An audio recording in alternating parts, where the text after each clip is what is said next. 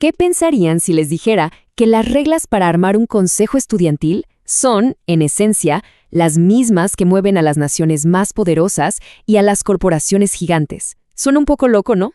Bueno, pues resulta que las estructuras del poder son universales, y si entendemos las más chiquitas, las más simples, tenemos la clave para descifrar las más grandes.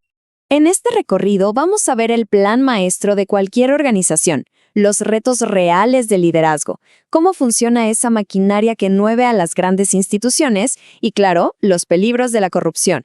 También exploraremos las reglas para una sociedad justa y cerraremos con la pregunta clave: ¿el poder está para servir o para gobernar? Y todo comienza en un lugar que seguro conocemos muy bien, la escuela. Vamos a analizar una guía súper simple para formar una planilla escolar. Y vamos a descubrir que ahí, en sus fundamentos, se esconde el ADN de cualquier estructura de poder. Y ojo, aquí está la primera clave. Una planilla no es nada más un grupito de amigos, no. Es una organización en miniatura, un sistema diseñado con un propósito claro y con roles definidos. Y justo esa estructura es lo que la diferencia del caos. A ver, fíjense en estos roles. Un líder que inspira, un segundo al mando que ejecuta, alguien que maneja la información, otro que cuida los recursos y, por supuesto, quienes conectan con la gente. ¿No les suena familiar? ¿Es que es el esqueleto de cualquier empresa, gobierno o hasta de un movimiento social? Pero una estructura sin un porqué, pues es solo burocracia, puro papeleo. Lo que de verdad le da vida a la organización es su propósito, una visión que inspira, una misión que sirve de guía y objetivos que transforman las buenas intenciones en acciones reales. Sin esto, ese esqueleto no tiene alma. Ahora, ¿qué pasa cuando la persona que ocupa ese rol de líder se topa con la vida real? El manual nos da un perfil perfecto, casi de película, pero la historia nos enseña que el liderazgo de verdad es muchísimo más complejo y muchas veces hasta doloroso. Claro, en el papel todo se ve muy fácil. El líder ideal es responsable, tiene empatía, se comunica súper bien, una figura casi perfecta que nos da confianza al instante. Pero la realidad tiene muchos matices. Pensemos en alguien como Nelson Mandela. Mientras luchaba por la libertad de toda una nación, sentía una culpa tremenda por descuidar a su propia familia. El liderazgo real implica sacrificios que, créanme, no vienen en ningún manual. O veamos el caso de Mahatma Gandhi. Su fuerza no venía de una estrategia política brillante, sino de una convicción interna que era inquebrantable, la idea de cumplir con su deber sin esperar nada a cambio. Su verdadero poder estaba en su filosofía, no en su cargo. Ok, ya vimos el esqueleto y el alma del liderazgo. Ahora vamos a hacer un zoom out, a alejarnos un poco para ver cómo estos mismos principios se aplican a verdaderos gigantes, las corporaciones multinacionales y los estados-nación.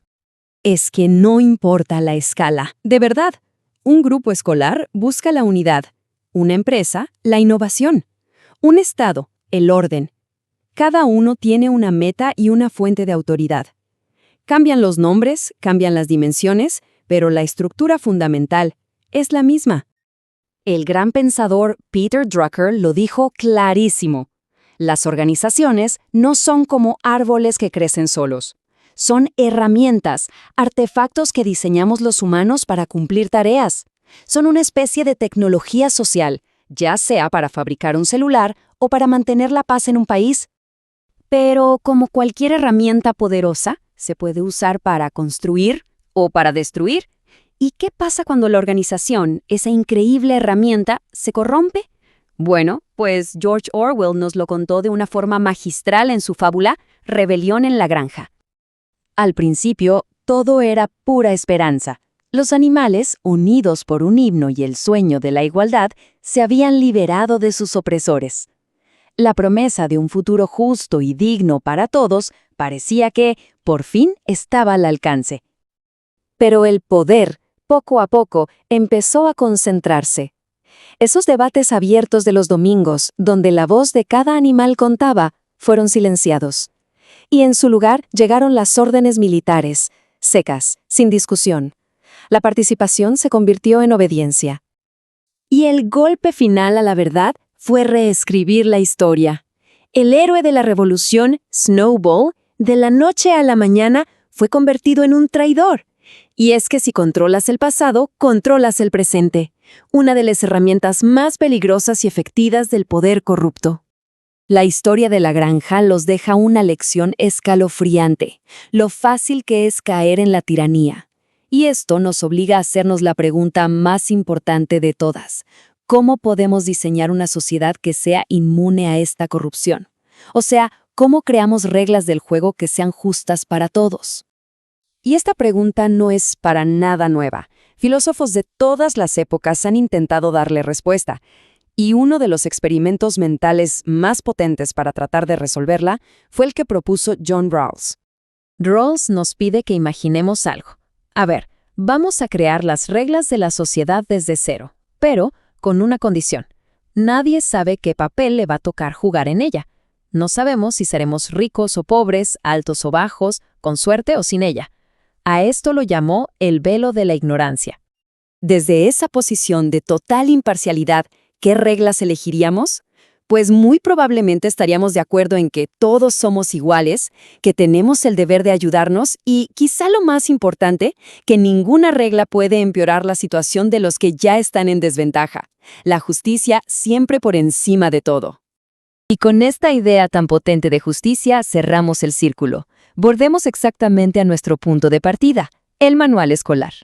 Porque esta gran pregunta filosófica se refleja en la misión más básica de cualquier líder, por pequeño que sea. Resulta que el propio manual, en su conclusión, nos da la respuesta. La verdadera meta de un líder no viene del poder que acumula, sino de la dedicación a un propósito más grande: el servicio a su comunidad. Y esa es la pregunta que queda resonando en cada nivel de la sociedad, desde una pequeña planilla escolar hasta la gobernanza mundial. La estructura que creamos, cualquiera que sea, ¿está diseñada para servir a su gente o para controlarla? La respuesta que demos a esa pregunta es, al final, la que define nuestro mundo.